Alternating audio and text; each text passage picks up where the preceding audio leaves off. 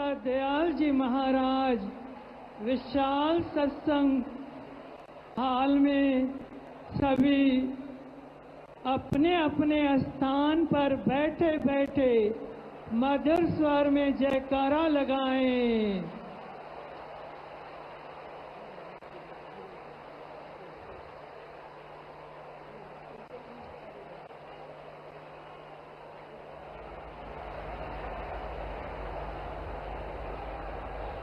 प्रेम सहित मिलकर बोलिए जयकारा।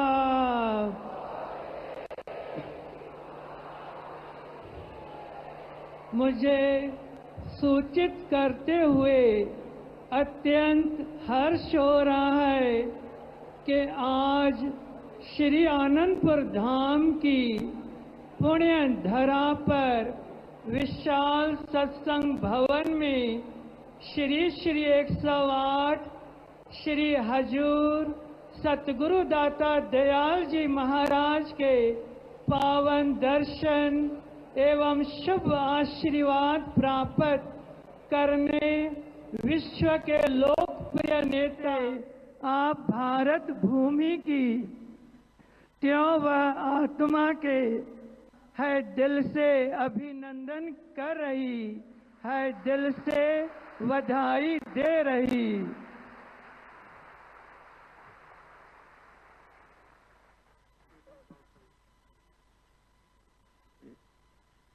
अब केंद्रीय मंत्री श्री सिंधिया जी माननीय श्री प्रधानमंत्री जी को सब प्रेम भेंट करेंगे।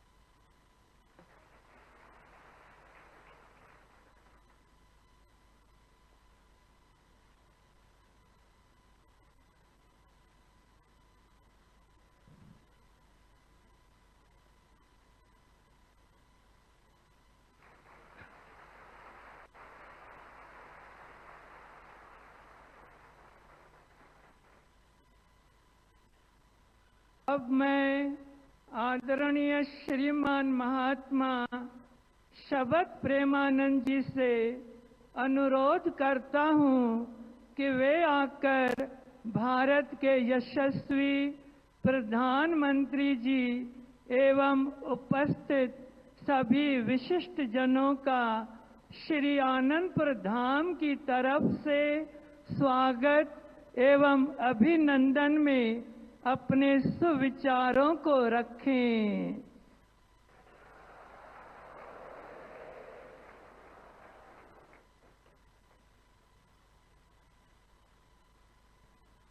श्री परमहंस दयाल जी की वरद छत्र छाया में श्री हजूर सतगुरुदेव दाता दयाल जी के प्रेम भरे आशीर्वाद को रोम रोम में अनुभूत करते हुए प्रेम सहित मिलकर बोलो जयकारा हो।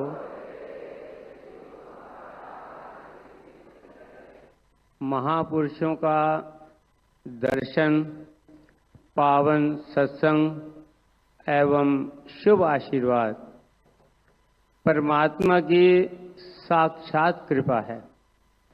श्री रामायण का वचन है, आज धन्य में धन्य अति यद्यपि सब विधिहीन निज जन जान मोय हरि संत समागम थी। जिस पर भगवान अपनी कृपा की बरसात करते हैं, जिसके लिए अपने प्रेम के द्वार खोलते हैं, जिसे अपना सेवक चुन लेते हैं, उसे ऐसे दिव्य सत्संग समागम प्रदान करते हैं जैसा श्री आनंदपुर धाम में आज हम सबको प्राप्त हो रहा है।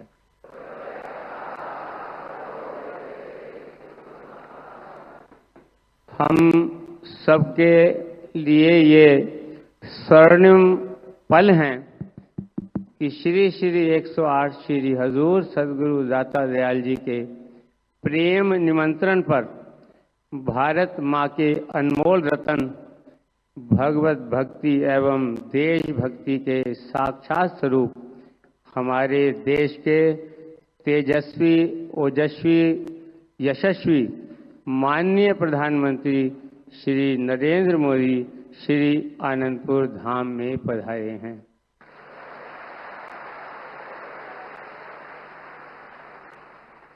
श्री आनंदपुर धाम के सभी संतजनों, स्थायी निवासियों एवं अनुयायियों की ओर से मैं माननीय प्रधानमंत्री जी का हार्दिक अभिनंदन करता हूं। स्वागतम स्वागतम सुस्वागतम। हमारे श्री परमहंस दयाल जी श्री प्रथम पातशाही जी महाराज ने आनंदपुर दरबार की स्थापना आध्यात्मिक साधना व निष्काम सेवा के मंदिर के रूप में की है, जिसमें भगवान श्री राम के चरित्र जैसी मर्यादा एवं भगवान श्री कृष्ण के निष्काम कर्म योग की दिव्यता है। ये एक ऐसा सरल पथ है जिस पर चलकर साधारण से साधारण मनुष्य भी आत्मिक आनंद, परम शांति की अनुभूति पा सकते हैं एवं भक्ति, प्रेम, सच्चे नाम के सिमरन द्वारा भगवान के चरणों से जुड़कर जीवन सफल बना सकते हैं। हमारे श्री सद्गुरुदेव जी श्री पंचम पातशाही जी के वचन हैं, जो व्यक्ति अपने निजी स्वार्थ के लिए कार्य करता है वो सदैव अकेला रहता है, और जो निष्काम भाव से परोपकार का कार्य करता है उसका साथ देने परमात्मा की अनंत शक्तियां जुड़ जाती हैं।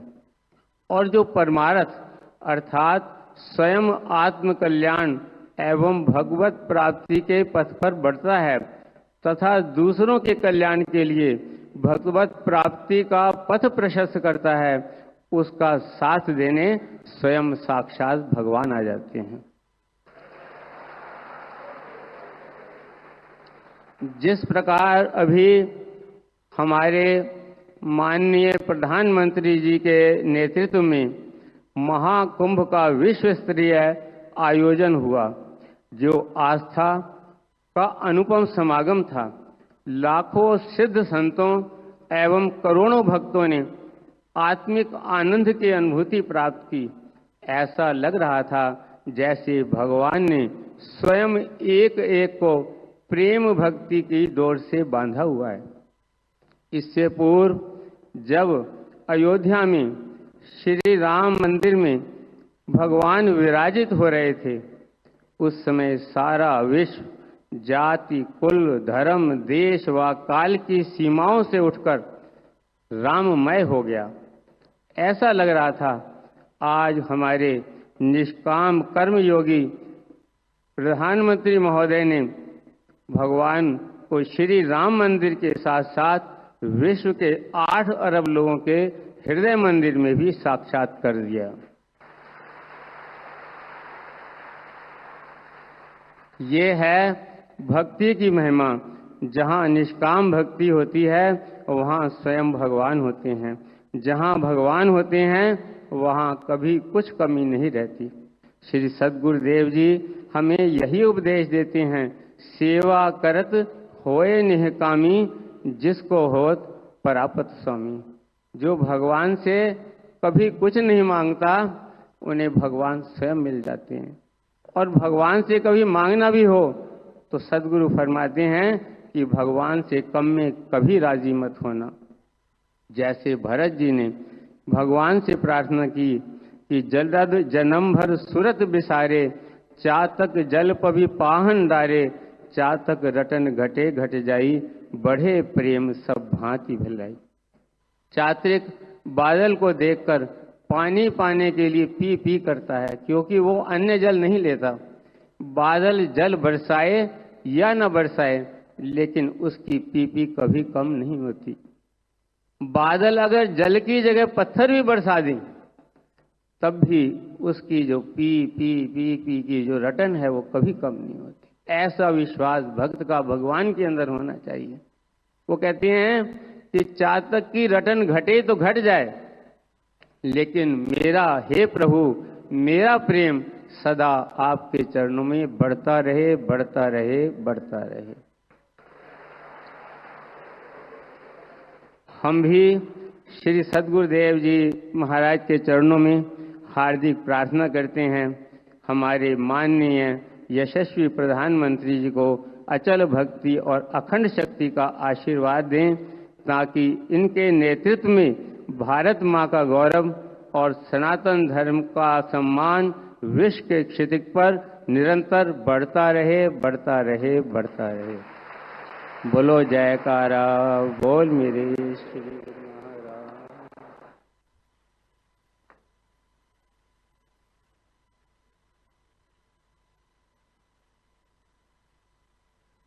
अब श्री 108 श्री हजूर सतगुरुदेव जी महाराज जी अपने श्री मुख से श्री माननीय प्रधानमंत्री जी को अपना शुभ आशीर्वाद और 2 वचन फरमाकर कृतार्थ करेंगे।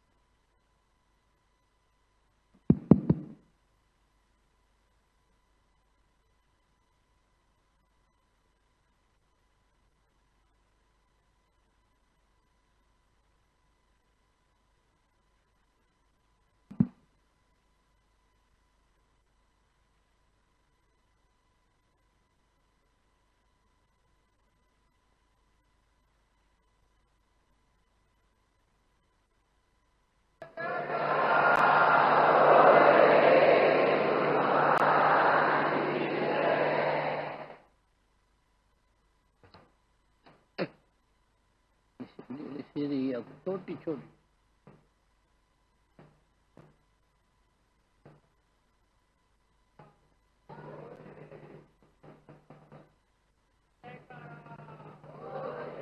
दो टुकड़े कर।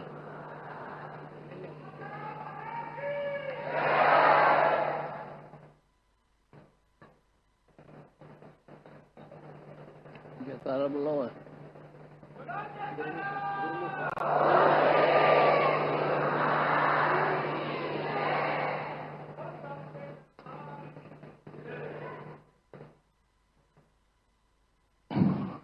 गुरुमुखो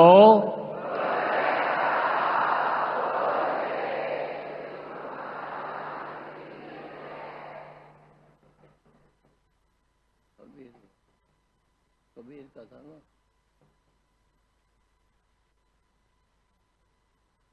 कबीर आदि साख ये कोट ग्रंथ कर जान, नाम सत जग झूठ है।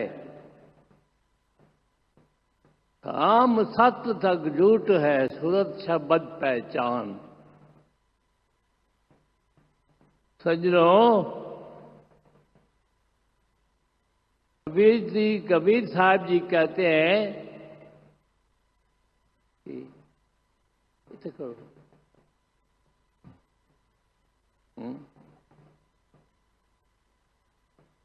कबीर जी कहते हैं नाम सत्य जग झूठ है। कबीर ये जग सत है नहीं।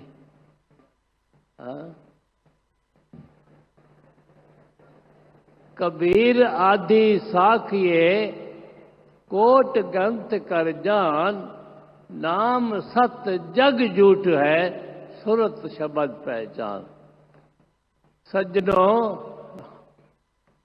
कबीर जी कहते हैं नाम सत्य, नाम जो है भगवान का, ईश्वर का, अल्लाह का जो नाम है वो ही सत्य है।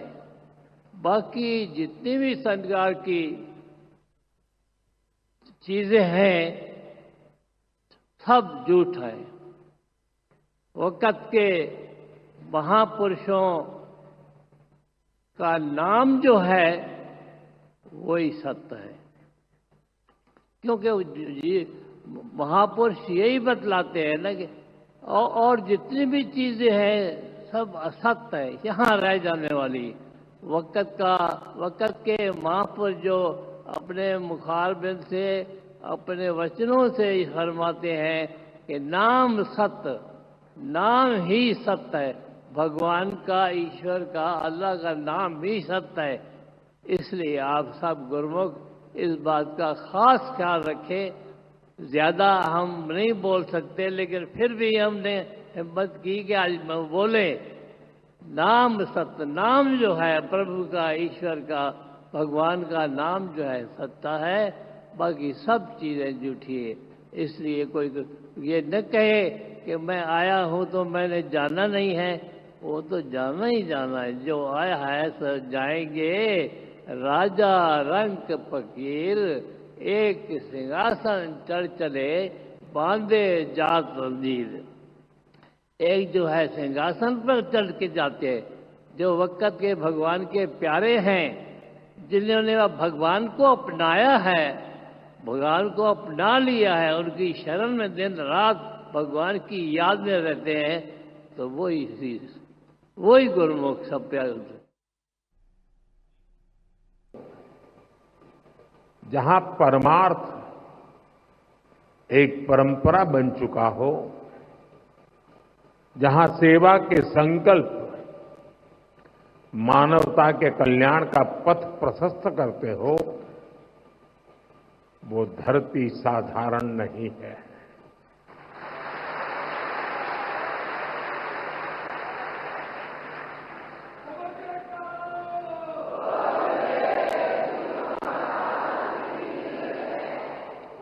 और इसलिए हमारे संतों ने अशोकनगर के बारे में कहा था कि यहां शोक आने से डरता है।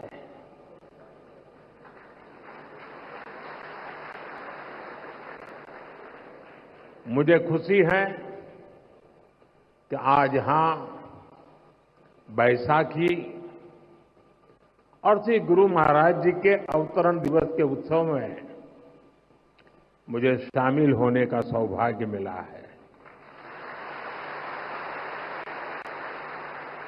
मैं इस पवित्र अवसर पर प्रथम पातशाही श्री श्री 108 श्री स्वामी अद्वैत आनंद जी महाराज और अन्य सभी पातशाही संतों को प्रणाम करता हूं।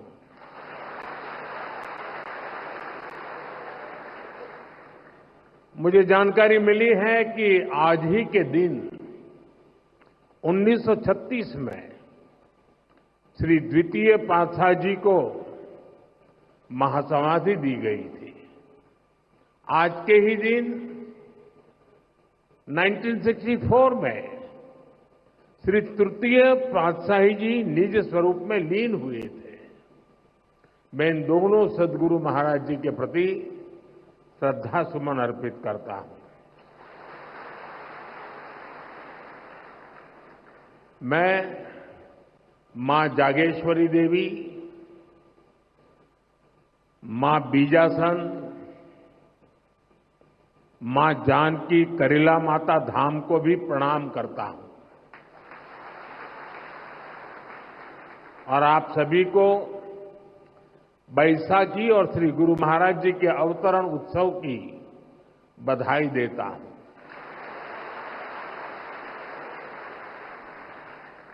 साथियों, हमारा भारत ऋषियों, मनुष्यों और संतों की धरती है। जब जब हमारा भारत, हमारा समाज किसी मुश्किल दौर से गुजरता है, कोई न कोई ऋषि, मनीषी इस धरती पर अवतरित होकर समाज को नई दिशा देता है। हम पूज्य स्वामी अद्वैत आनंद जी महाराज के जीवन में भी इसकी झलक देख सकते हैं।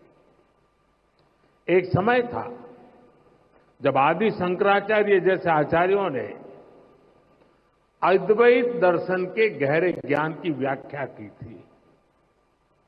गुलामी के कालखंड में समाज उस ज्ञान को भूलने लगा था।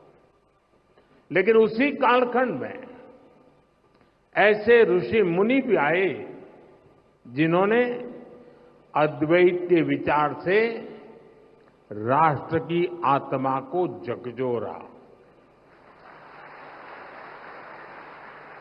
इसी परंपरा में पूज्य अद्वैत आनंद जी महाराज ने भारत के जन सामान्य तक इसे पहुंचाने का बीड़ा उठाया। महाराज जी ने अद्वैत के ज्ञान को हम सभी के लिए और सरल बनाया, उसे सामान्य मानवीय के लिए सुलभ कर दिया। साथियों, आज दुनिया में भौतिक उन्नति के बीच मानवता के लिए युद्ध, संघर्ष और मानवीय मूल्यों से जुड़ी कई बड़ी चिंताएं भी हमारे सामने हैं। इन चिंताओं, इन चुनौतियों की जड़ में क्या है? इनकी जड़ में है अपने और पराये की मानसिकता। वो मानसिकता जो मानव को मानव से दूर करती है। आज विश्व भी सोच रहा है इनका समाधान कहां मिलेगा? इनका समाधान मिलेगा अद्वैत के विचार में।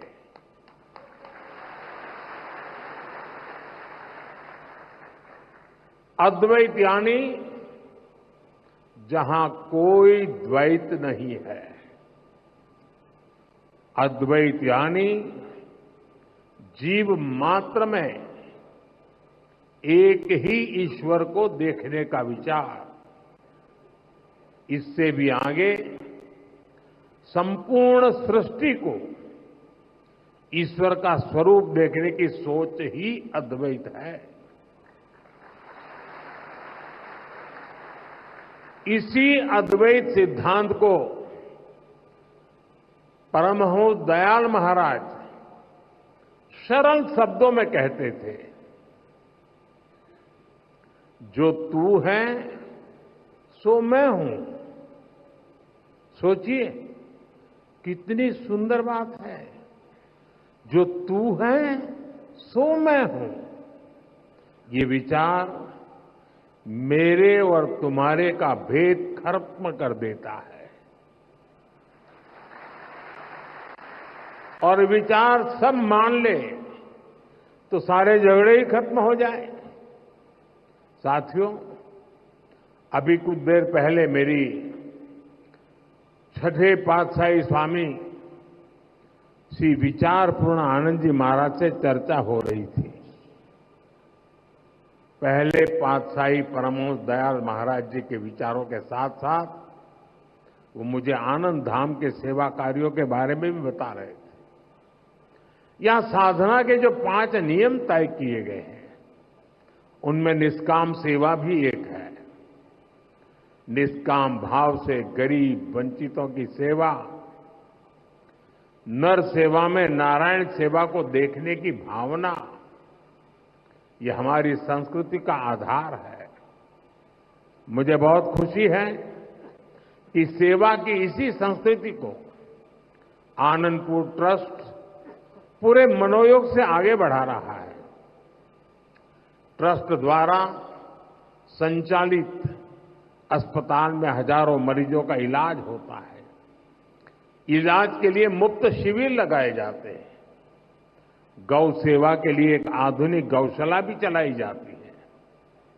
नई पीढ़ी के निर्माण के लिए ट्रस्ट की ओर से कई स्कूल भी चलाए जा रहे हैं। और इतना ही नहीं, आनंदपुर धाम पर्यावरण संरक्षण के जरिए पूरी मानवता की बड़ी सेवा कर रहा है।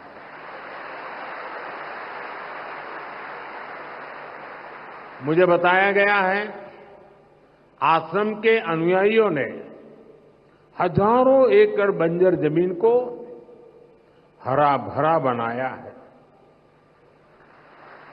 आज इस आश्रम द्वारा लगाए गए हजारों पेड़ परमार्थ के काम आ रहे हैं।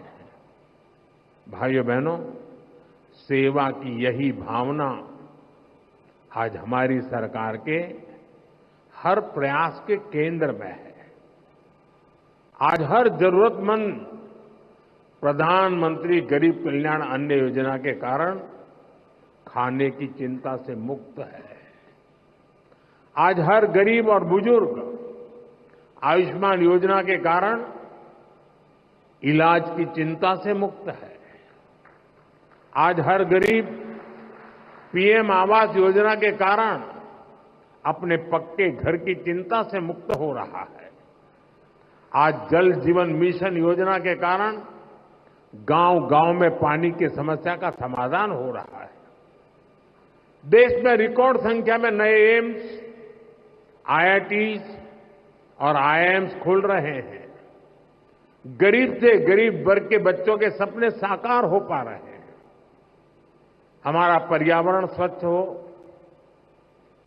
प्रकृति संरक्षित रहे, इसके लिए सरकार ने एक पेड़ मां के नाम अभियान भी शुरू किया है। आज इस अभियान के तहत करोड़ों पेड़ देश में लगाए जा चुके हैं। देश इतने बड़े स्तर पर इतना कुछ कर पा रहा है तो इसके पीछे हमारा सेवा भाव ही है।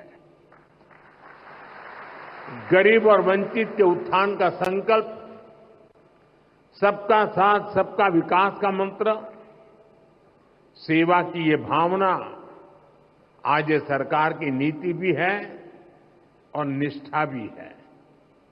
साथियों, जब हम सेवा के संकल्प से जुड़ते हैं तो हम केवल दूसरों का ही भला नहीं कर रहे होते हैं। सेवा की भावना हमारे व्यक्तित्व को भी निखारती है, हमारी सोच को व्यापक बनाती है। सेवा हमें व्यक्तिगत दायरों से निकालकर समाज और राष्ट्र और मानवता के बड़े उद्देश्यों से जोड़ती है। हम सेवा के लिए मिलजुल कर, एकजुट होकर काम करना सीखते हैं। हम जीवन के अलग अलग पहलुओं को समझते हैं। आप सब सेवा कार्यों के लिए समर्पित लोग हैं। आपने अपने जीवन में अनुभव किया होगा, कठिनाइयों से लड़ना और फिर कठिनाइयों से जीतना। सेवा करते करते हम सहज ही ये सब सीख जाते हैं। इसलिए मैं कहता हूं, सेवा एक साधना है, एक ऐसी गंगा है जिसमें प्रत्येक व्यक्ति को जरूर डुबकी लगानी चाहिए। साथियों, अशोकनगर और आनंदपुर धाम जैसे क्षेत्र जिन्होंने देश को इतना कुछ दिया है, इनका विकास भी हमारी जिम्मेदारी है। इस क्षेत्र को कला, संस्कृति और प्राकृतिक सौंदर्य का वरदान प्राप्त है। यहां विकास और विरासत की असीम संभावनाएं हैं। इसलिए हम एमपी और अशोकनगर में विकास को तेज गति से बढ़ा रहे हैं। चंदेरी हैंडलूम को नई ऊंचाई तक ले जाने के लिए चंदेरी साड़ी को जीआई टैग दिया गया है। प्राणपुर में क्राफ्ट हैंडलूम टूरिज्म विलेज शुरू हुआ है।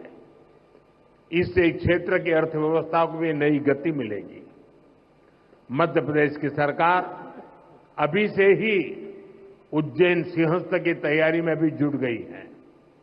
भाइयों बहनों, अभी कुछ ही दिन पहले रामनवमी का महापर्व भी था। हम देश में राम वन गमन पथ का विकास कर रहे हैं। इस राम वन गमन पथ का एक अहम हिस्सा मध्य प्रदेश से होकर गुजरेगा और हमारा एमपी पहले से ही अजब और गजब है। इन कार्यों से उसकी पहचान और मजबूत होगी। साथियों, देश ने 2047 तक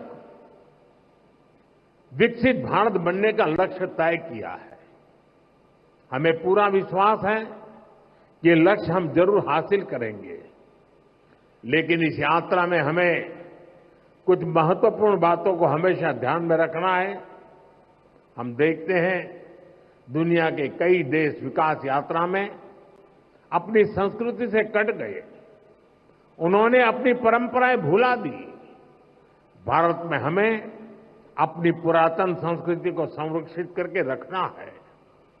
हमें ध्यान रखना है, भारत जैसे देश में हमारी संस्कृति केवल हमारी पहचान से ही नहीं जुड़ी है। हमारी संस्कृति ही हमारे सामर्थ्य को मजबूती देती है। मुझे खुशी है कि आनंदपुर धाम ट्रस्ट इस दिशा में अनेक कार्य करता आ रहा है। मुझे विश्वास है